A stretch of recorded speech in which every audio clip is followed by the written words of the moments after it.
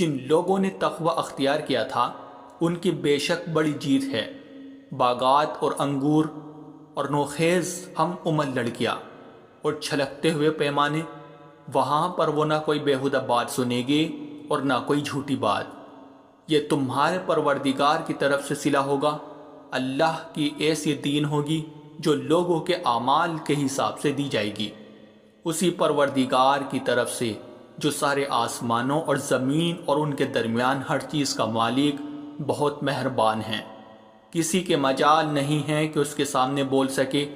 جس دن ساری روحیں اور فرشتے قطاریں بنا کر کھڑے ہوگے، اس دن سوائے اس کے کوئی نہیں بول سکے گا جسے خدا رحمان نے اجازت دی ہو اور وہ بات بھی ٹھیک کہے۔ وہ دن ہے جو برحق ہے، اب جو چاہے وہ اپنے پروردگار کے پاس ٹھکانہ بنا رکھے۔